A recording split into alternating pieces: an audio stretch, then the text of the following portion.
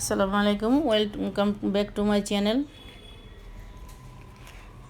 আমি আজকে ইফতারির আয়োজন করেছি। ইফতারিতে কোনো ভাজা পোড়া সেরকম কিছু করব না, তবে পেঁয়াজও ভাজবো আর মাছ, রুই মাছ ভাজা করেছি। আর হলো আর এমনি তরকারি আছে, আর ওই যে পেঁয়াজটা ভাজবো, ভাত রান্না করবো, ভাত বসাই দিছি এই আর কি।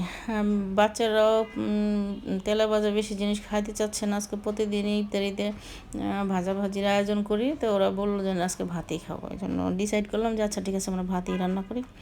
তো ঠিক আছে, ভাত দিয়ে আমরা ইফতারি করবো আজকে। এই জন্য আমার এই ছোটোখাটো আয়োজন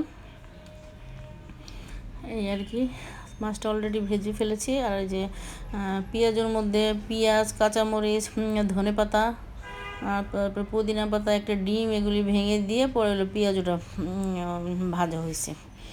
আর পেঁয়াজের মধ্যে ডিম ভেঙে দিলে পেঁয়াজটা অনেক টেস্টি হয়।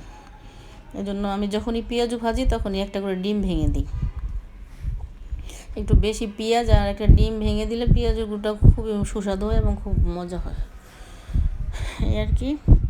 একটু কম জ্বালে, মানে একটু অল্প জ্বালে মাছটা দিয়ে নিছি। পরে আর কি একটু হিট দিয়ে চুলার জালটা হিট করে তারপরে এলো মাছটা ভাজবো। হাই হিটে মাছ ভাজলেই প্রথম মাছটা কেমন জানি একটু হয়ে যায়। এই জন্য একটু তেলটা গরম করে পরে লো হিট করে নিছি। তারপরে হলো আবার জালটা বাড়াই দিছি। মাছটা ভাজা হয়ে গেলে পেঁয়াজটা অলরেডি আমি ভাজবো।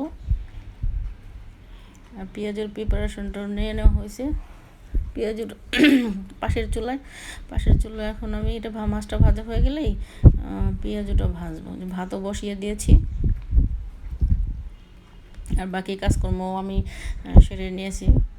জুস বানানো আমাদের অলরেডি হয়ে গেছে। ইফতারের আগে গরম মাছটা ভেজে নিচ্ছি। আমাদের পরিবেশনের ভিডিওটা নিতে আসলে মনে ছিল না, খুব তাড়াহুড়া করে আমরা ইফতার করতে গেছিলাম, তো এই জন্য যাই হোক এটা আমাদের স্কিপ হয়ে গেছে, আমরা নিতে পারিনি। আর যদি ভালো লেগে থাকে লাইক, শেয়ার অ্যান্ড সাবস্ক্রাইব করতে ভুলবেন না।